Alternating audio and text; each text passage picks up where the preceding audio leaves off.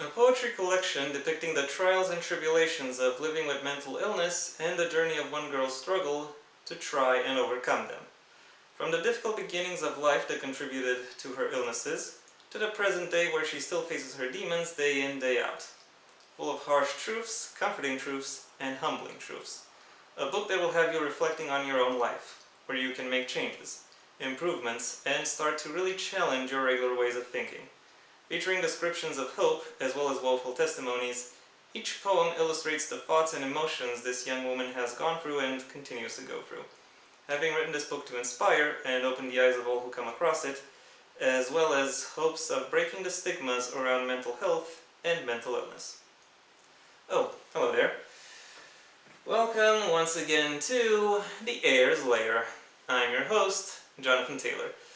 Today's video, as the title already gave away, is once again a review, this time of Where Darkness Meets Light by, I hope I'm pronouncing her name right, Sabrina Elouali.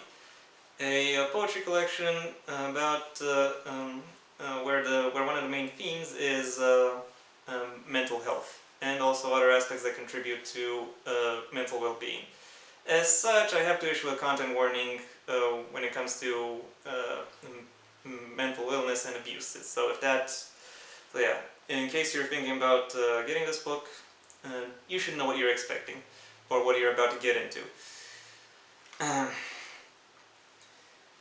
This book starts out obviously with the legal stuff and then the dedication. The dedication, however, contains something very important.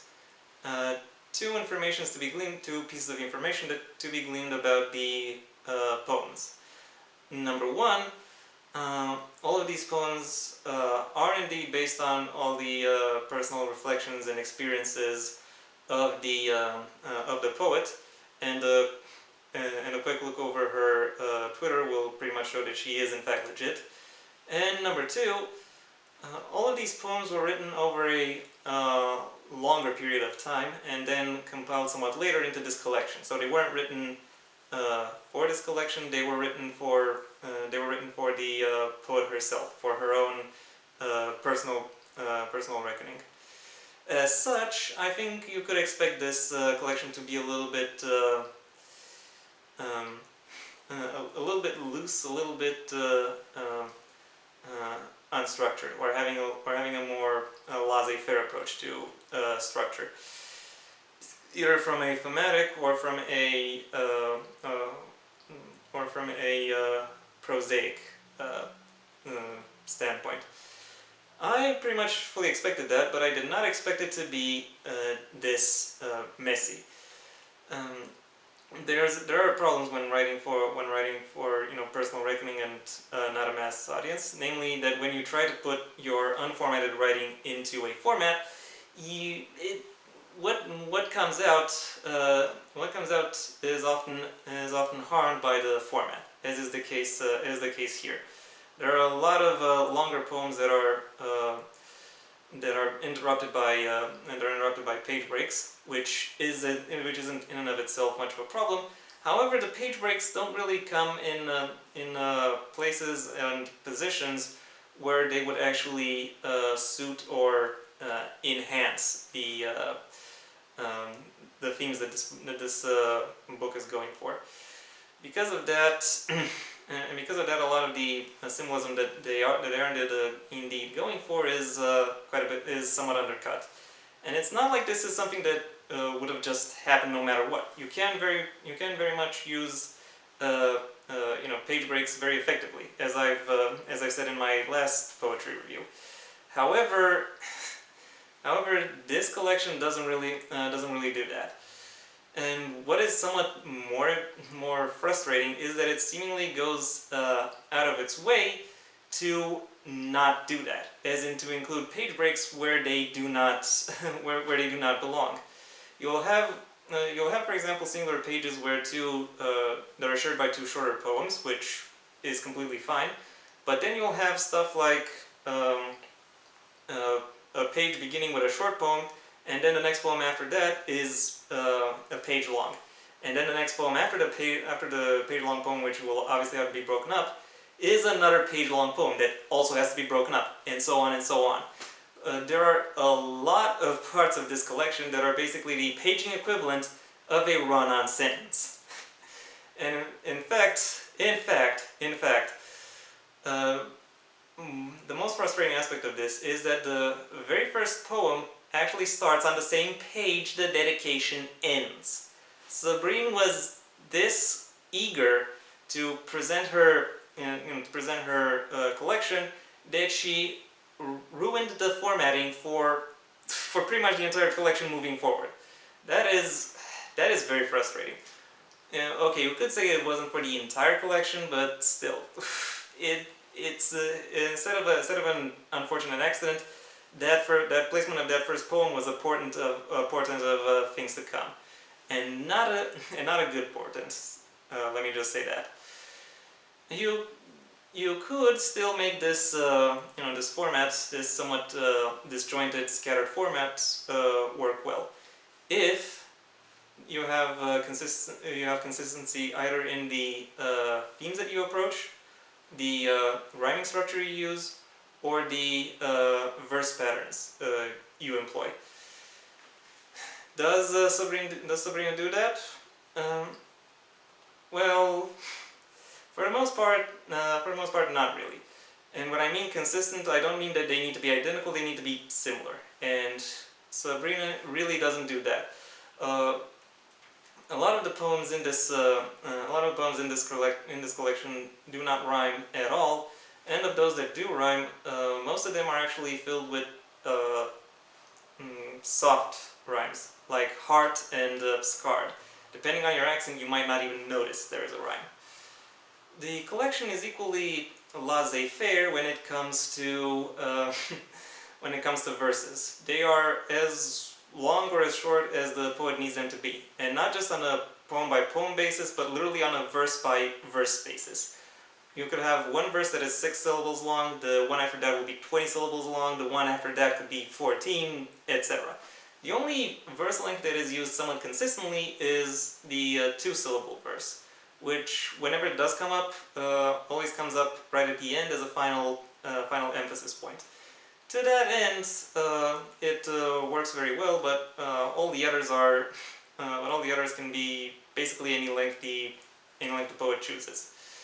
Now, don't get me wrong, I'm not some kind of poetry purist. I don't think that a poem should only have verses of a specific length, or should only have, or should have rhymes all the time. But I expect there to be a little bit of a consistency within let's say a collection, especially if you're gonna mess around with the formatting in a way that Sabrina does, because otherwise it makes the collection somewhat more difficult to read and enjoy and actually assimilate. So you're really affecting the what your audience can pick up from your collection when you are this sloppy when you put the whole thing together. Does this collection at least handle theme right? Well, for the most part, the answer is yes. Sabrina is very solid and very consistent when it comes to her use of language, both in her light poems and in her darkness poems. She's also very deliberate in the kinds of imagery she uses in her poems, as well as how she wants it to be presented, even if the formatting kind of screws her over. The thematic highlights of this collection include OCD and Me, in which the lyrical self describes how a part of her day describes the flow of a part of her day as it is marred by her need to make sure everything is in accordance with her compulsions, and Useless, a short and very dour number about the toll abuse takes on someone's mental health. Regrettably, the light poems, while still uplifting and evocative, do not have the same depth or the same richness when it comes to imagery or symbolism as the darkness poems. So even if this the collection does handle its its themes and its imagery well, it still ends up being kind of lopsided. This collection, I'm pretty sure, has some decent reviews. Actually, let me just check that. Let's see. It's got 4.5 stars on Instagram. So on Amazon. Sorry, why did I say Instagram? So yeah, 4.5 stars on Amazon. And I'll say, and I have to say, it's pretty much entirely because the last poem is a light poem. And while I appreciate the fact that this collection ends with has a happy ending, overall I don't think that this ending is actually earned. It's the rest of the collection is far too scattered for me to really see a through line, which makes me go, oh yeah, it makes sense that this is how it should end. Overall, while I can recognize that there are some good moments and high points throughout this collection, a lot of the rest of the collection is simply mediocre. And the way the poems within this collection are presented pretty much harms whatever message that the poet herself really tries to impart on her readership. My final rating for Where Darkness Meets Light is a 2 out of 5.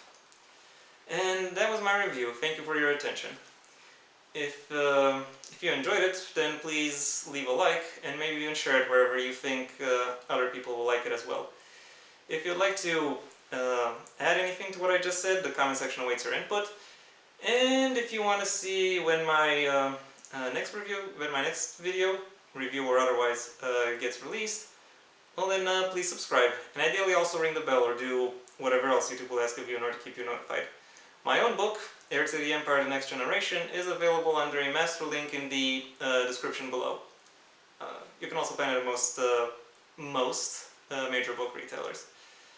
Until next time, I am Jonathan Taylor, and this has been The Heir's Lair.